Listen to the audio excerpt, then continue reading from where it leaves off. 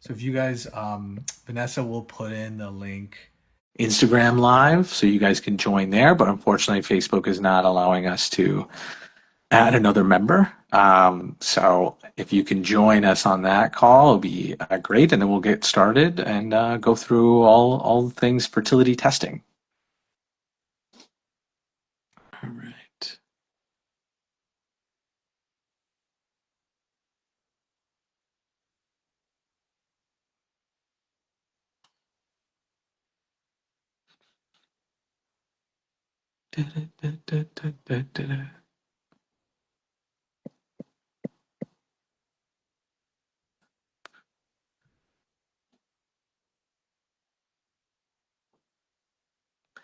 All right. I like this camera though. Moving nice. Yeah, right now I'm in my childhood bedroom in Toronto visiting my family. I see you, Vanessa. There we go. Carly's unable to join. Isn't this always fun? Oh, we got some people joining. Ephraim, what's going on? I won't invite you to come up, Ephraim.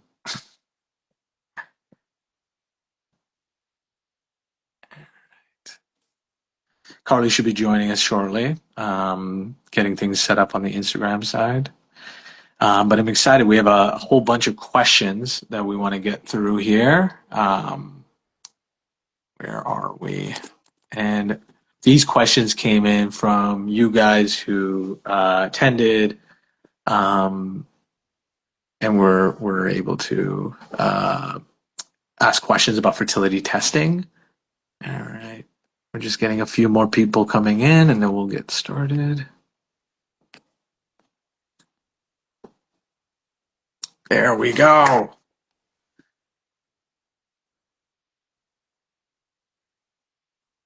There's always, oh, there we go. Carly is in the house. All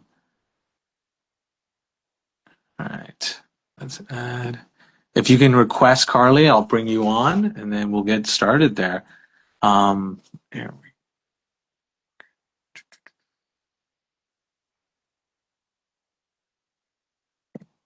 some cool buttons around here.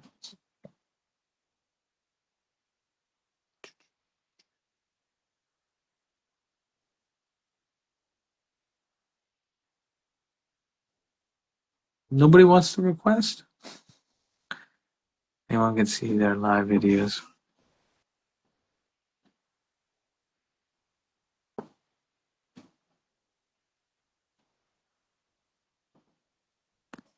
Mhm.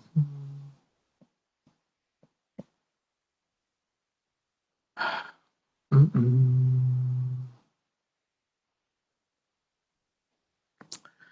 All right. While we wait for Carly to get on there or be able to join me.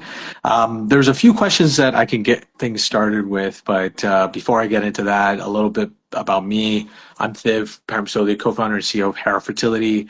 We're all about focusing on the men and helping men become fathers on this fertility journey. So we have testing solutions, an app that allows you to track and see what's going on and find out and get recommendations on how you can improve your fertility. Yeah, so we have been at this for some time because we really saw a big gap in patient care. So what inspired us to do this chat was so that testing was a common thing that kept coming up, and um, we weren't able to help them on how what are the different options because there's so many different tests out there. And so yeah, we thought it would be a good thing to have a chat with our friends at My Story and Carly and really walk through what options people have and how they can go about it. All right, just give me one sec here. Can you?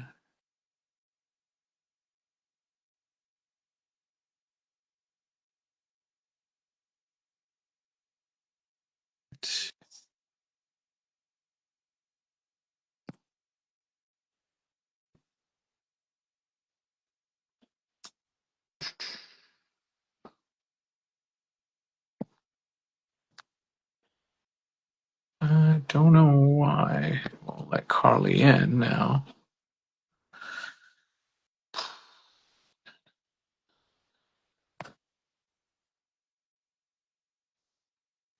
Maybe I can remove her and then add her back in.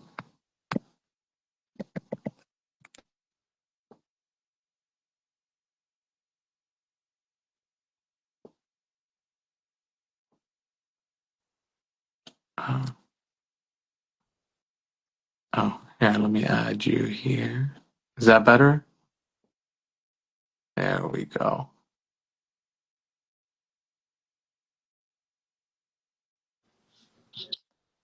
Hey, there we go. Sorry for the technical difficulties. I had to join from my phone. It wouldn't show me the button on the computer. So I'm Yeah, sorry, guys. I'm holding my phone.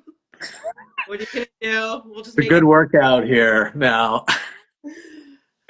I appreciate it. Thank you, Carly. I apologize for the technical issues, but I'm excited that we were able to chat. Do you want to share a little bit about yourself first? Sure. So my name is Carly Mallow, and I am head of concierge services at My Storia. My background is in nursing, so I've been a nurse for over 18 years in multiple areas of medicine, but I've been focusing on fertility since 2018 and sort of left the clinic world behind to try and help people on a larger scale. Really, there were so many things that I learned about women's health and fertility, and I would always hear people say, if I knew now what I knew then, I would do things different. And I'm like, they're not teaching us enough about our bodies. We need more education.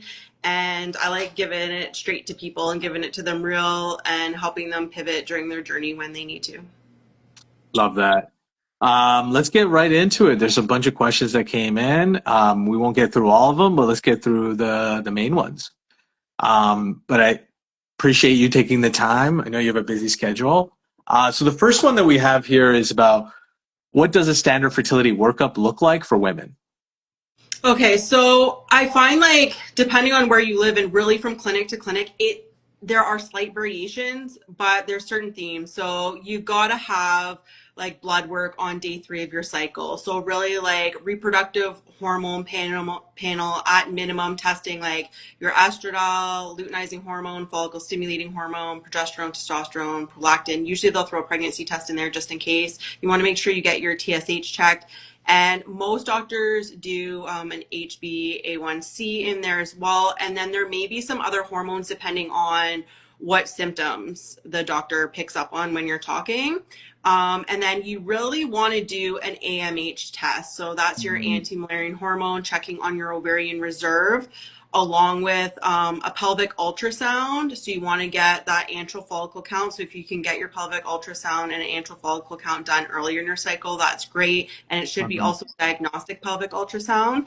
And then you should have here we do a lot of sonohistograms with tubal patency. So not only is it looking further into the uterus, checking for like any polyps, fibroids, things like that, like it's another level beyond the ultrasound, but also looking at the patency of the fallopian tubes. You need to assess if your tubes are open. If they're blocked, you're Mhm. not going to get pregnant and you're going to need IVF. There are other variations of that test as well. So hysterosalpingogram, which is more of an x-ray version. There's different variations. So you need to have that.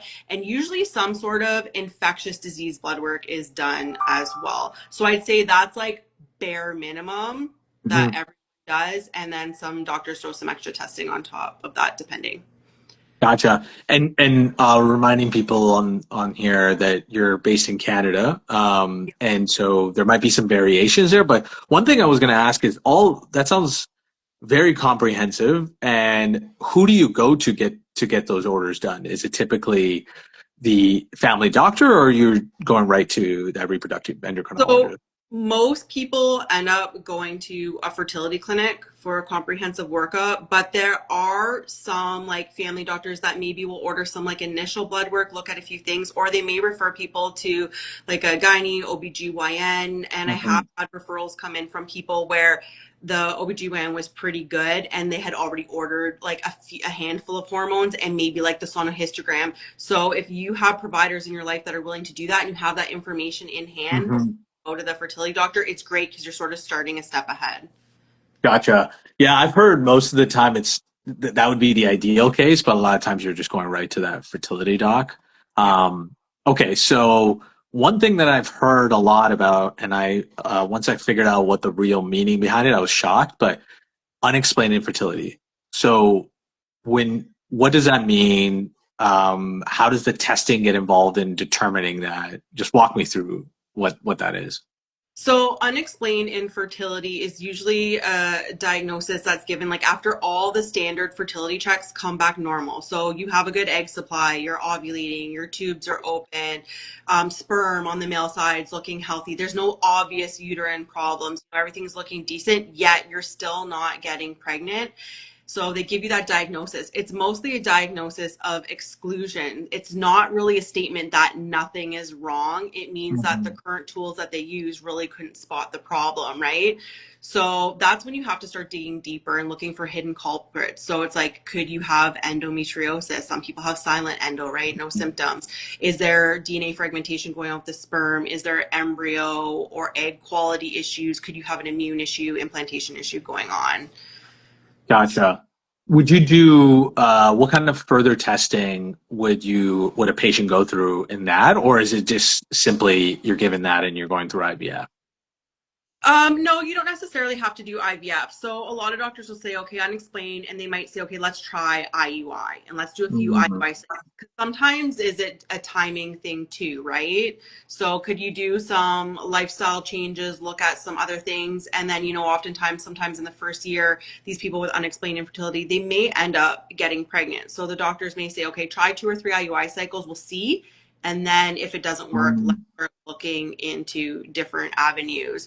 So I'd say it's important to have a discussion with your doctor to say, okay, what am I willing to try? Okay, I'll do 2 cycles or I'll do 3 cycles, but after that, then I want to start digging deeper. Or maybe you want to say, do I have the possibility of doing more advanced testing now? What are my options? I should get to make that decision and start advocating for yourself. Because I've seen Mhm. people over the years who've gone cycles and cycles down the road and then did like a DNA frag or something and it came back and they're like, why didn't I do this before? Why didn't you tell me about it? And then they're angry, right? So it's Yeah. okay to ask questions, and whether the doctor's for or against, they should give you the reasoning and you should get to have that discussion.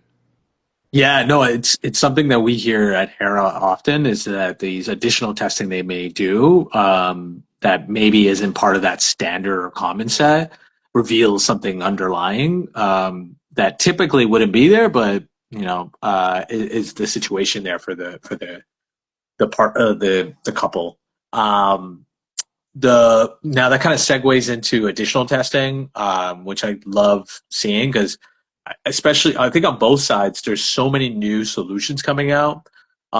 Particularly, I wanted to get your take on the vaginal microbiome panels and the reproductive immunology. I've been seeing a lot come out there where this additional test is revealing more, just giving a clearer picture and providing some new options to potentially get pregnant on. Absolutely. I mean, when you're in situations like even unexplained infertility and it's not working, if you've had recurrent loss, so Hmm. 2 or more early miscarriages, if you've failed like at least 3 IUI cycles, if you're experiencing recurrent implantation failure, so you have good quality embryos, but then you've had like 2 or more transfers, or you're having like a very low or very high response to IVF med, so it's like an out of sync response. In any of those situations, Hmm. even severe symptoms and nothing showing up on the testing, like severe pain, GI symptoms in your period, your partner's sperm looks really good but your embryo's arrest or you keep miscarrying, or you're having family history of autoimmune diseases or thrombosis, early ovarian failure, or you just simply feel stuck because you've done a ton of cycles and it's failed. Any of those situations warrant that type of additional testing. Got So if it. you to that category, start advocating for the microbiome testing. There's different types you can do. So there's biopsies they can do. Some Mhm. people for the endometrio or like the Emma Alice.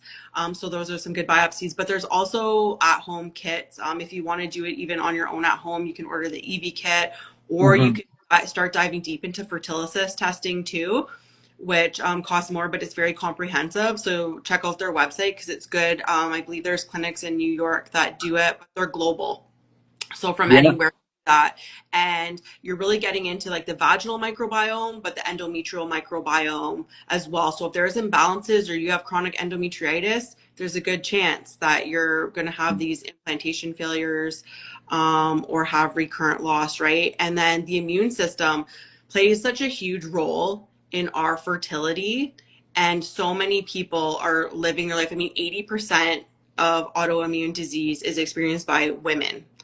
So many times we're going through our life and you don't even realize that you're feeling like junk. It's just that's your baseline. And then, years down the road, it's like, wow, you have this. And you're like, oh, well, that explains it. But yeah, Mhm. alloimmunity. So if you and your partner aren't a good match, your uterus is not be receptive to those embryos. It's just creating a hostile environment and seeing that embryo as an invader, and it's attacking it. So these are extra steps and extra things that people really need to look into. Gotcha.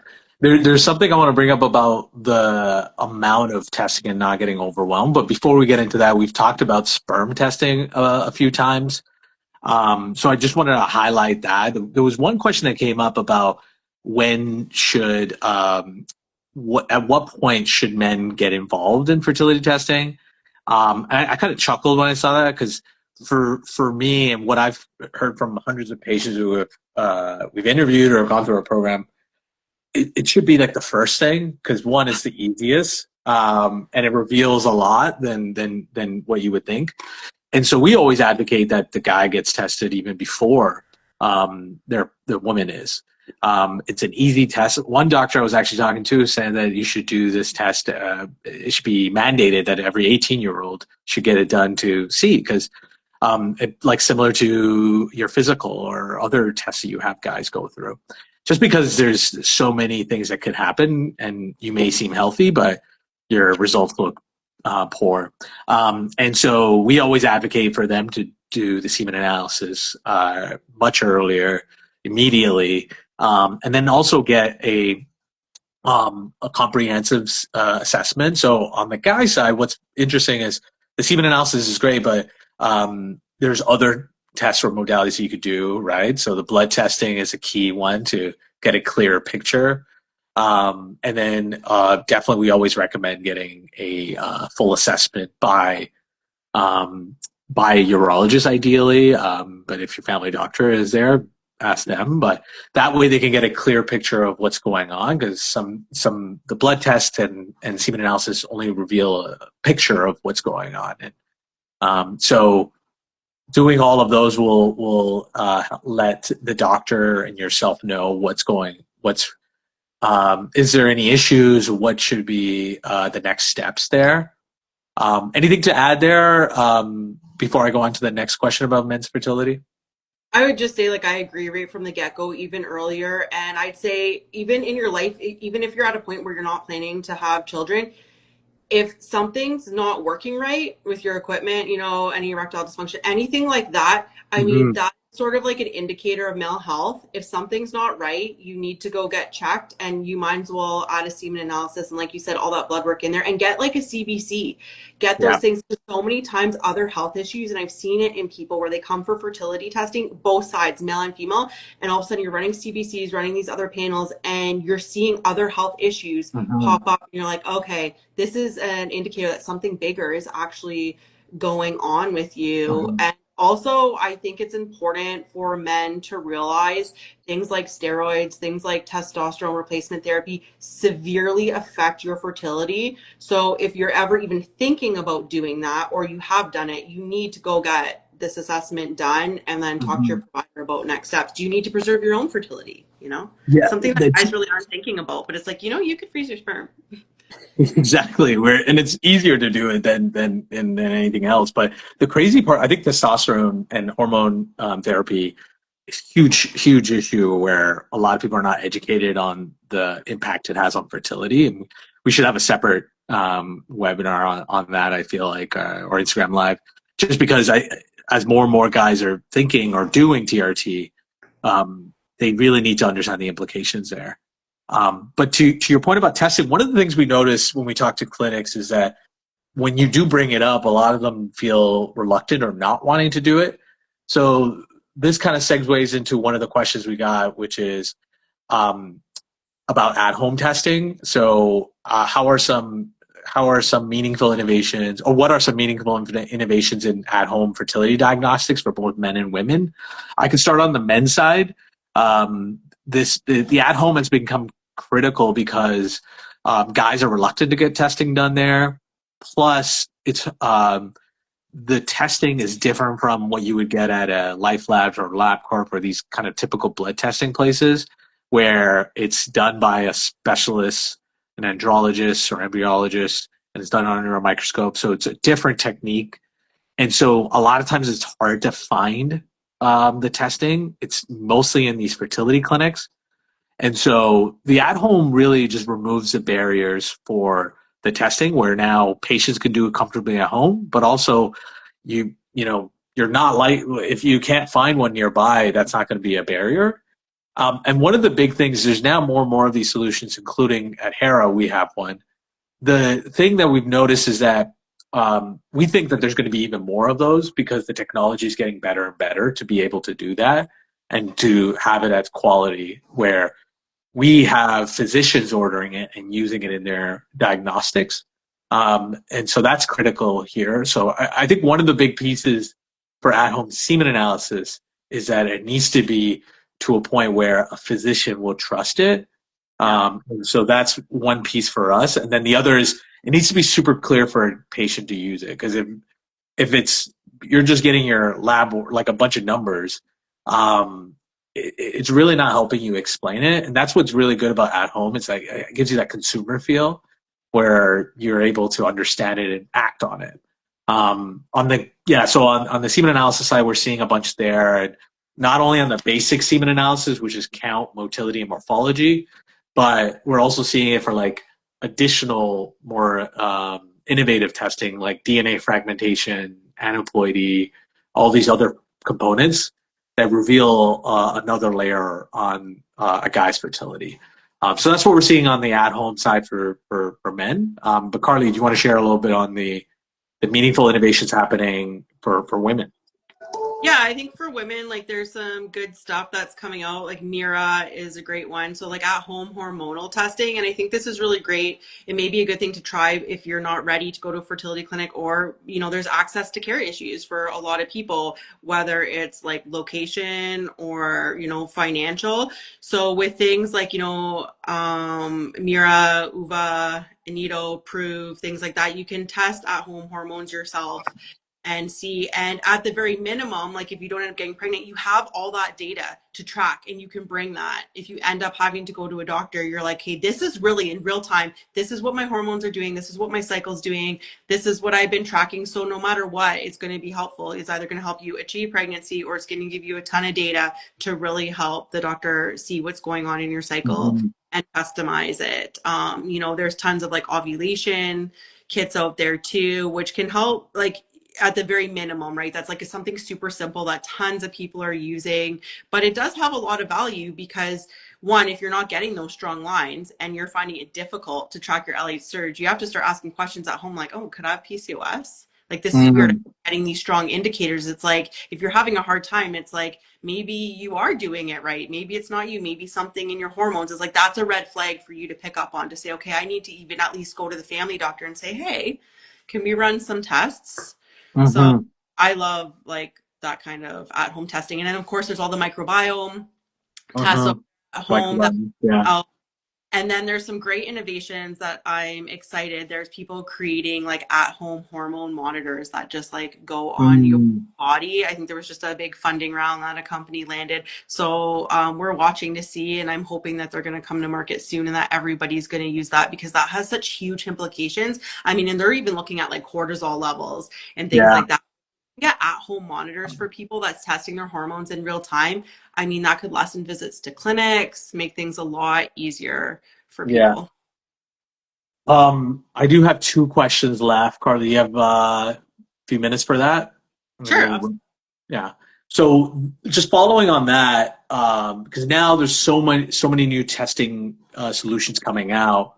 How do you handle not being overwhelmed as a patient, and then as well not overwhelming your provider?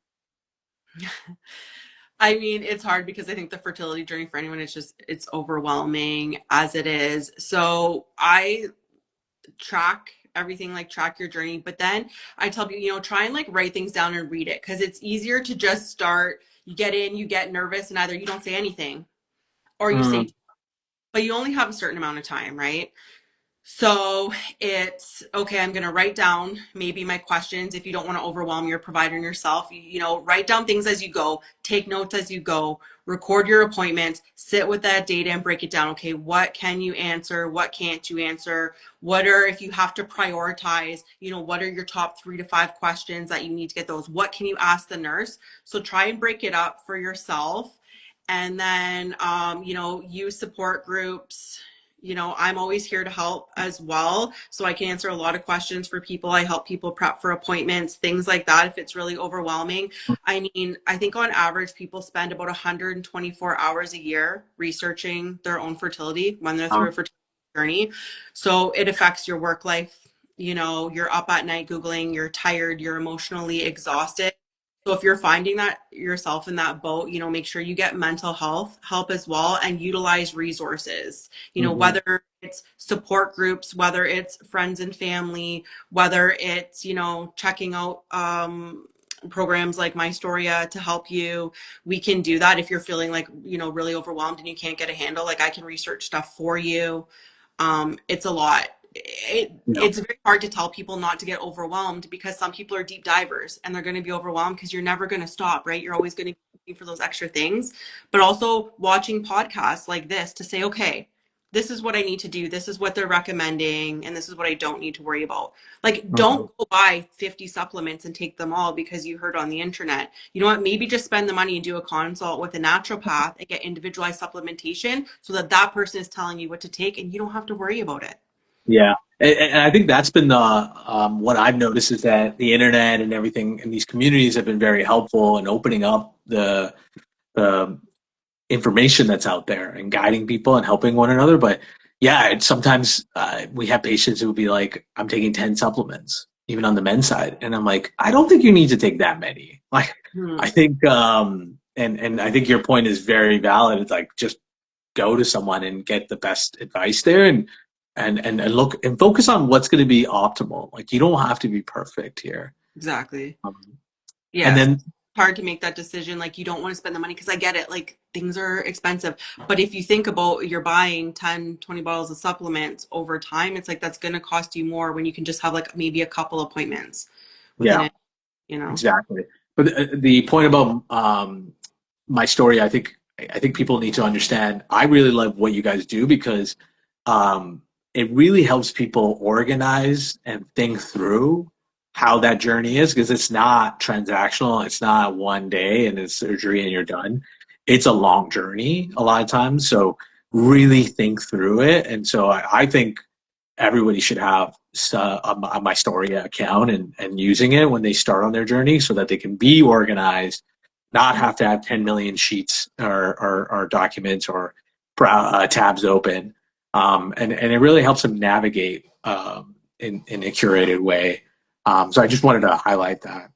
Thanks. Yeah. Yeah, that's right. Everyone sign up. Yeah, everybody. And then the last question I think is so important because now as we have so many new solutions and testing, and yeah, you can feel overwhelmed, but what kind of advice should we leave people off with around like for someone who's tried everything and done everything they can possibly and still don't have answers? How should what advice would you give them? I'd say if you feel like you've done everything and you're like at a crossroads or you're trying to even decide like am I done? Am I not? You need to like review your situation, take a step back, review your situation, organize it, and then you have to have a serious talk with your provider. It's most likely you're fitting into one of the situations that I talked about Mhm. earlier. And it's like, do I need more testing? Do I need a new clinic? Have you reached your clinic's potential? There Mhm. are a lot of clinics globally. So it's like you don't have to stay at the same one. Sometimes do you have to leave the country? Do you have to leave your state or province? What do you need to do? Do you need something more advanced that you're not being offered? That's sometimes something you have to consider. So I would Hmm. write some notes saying, I have a diagnosis of blank. I have failed blank amount of cycles. I have these symptoms. Then ask, given these factors, what do you think are my next steps? And then see what they say, and then go get a second opinion. Discuss things Hmm. like cost, evidence, timing. Not necessarily every treatment or every add-on is right for every person, right? But how much experience in your type of situation and complicated case does your clinic have? And and then think, okay, does this make sense for me? Because I've Hmm. seen people think they're at the end of the rope, and I've talked to them, and Yeah. I picked up on things that I'm like, well, A, B, C, D, and E hasn't been done. So I Yeah. second opinion here kind of pointed them in that direction, and they're gone, and things have changed now. So Hmm. just because you feel like you're not getting where you're at the end of the road doesn't necessarily mean there aren't other options. You just might not know about them, and that's the thing. You don't know what you don't know. Yeah. So that's Exactly. helping people, because it's like you don't need to wait 6 years to get this. I can spot it, these holes now for you before you don't need to keep spinning your wheels. Yeah. If there's a lot of advanced treatments and interesting things out there that you just don't know. Nobody tells you these things, and they're not widely advertised. The research sometimes is hard to find, but there are doctors and clinics out there doing some really cool stuff. Yeah, no, I think that's so well said. It's something that I've noticed here is that you don't know what you don't know. One thing I would just add to close things off is, yeah, talking to your clinic and understanding where they're what they can and are they at their limit. But you, like, I think that's a perfect example of where you were able to kind of guide that patient. So I think it's not so much talking to someone like you, but it's talking to others about your journey is key. Like it could be your friend, it could be others who are going on this journey because they could share things they've noticed too. Yeah, And I think that's huge. similar case to you, and then maybe with Exactly. something and be like, oh, did they do that one strange treatment that I didn't even know about that? Exactly. And just really hearing their experience and realizing maybe there is this other opportunity I should go after. And so that's why I love that nowadays we're open and honest and now can have a conversation like this. And, I think we all feel now more comfortable talking openly about it. And I think that's key because otherwise you're going to just stay in your bubble and not know what you don't know. Absolutely. Yeah, it's hard, but we gotta, like everyone in this community, we gotta rely on each other, educate each other. Don't gatekeep information. Yeah. Share about it. Yeah, exactly. Well, we could chat forever. We should make like a series out of this. Definitely on Instagram Live now on. Yeah, But thank you so much, Carly, for spending the time. I think all you've given us great wisdom here. And what can people reach out to you? Do you want to share some information there? And yeah, yeah. so you can check us out on My Storia website, at My Storia Fertility, on Instagram, TikTok, Facebook, and then you can check me out on Instagram at Carly Fertility Advocate. I'm always there. You can DM me, ask me questions. We can do coffee chats, discovery calls if you want to just meet me and see if I can help you out, or like I said, just have a coffee and chat. I'm always there. I love that. I love that. Awesome. Thank you so much. And thank you, everyone who attended, and look forward to doing more of these. Thanks. I'll talk Take soon. care. Bye. Bye.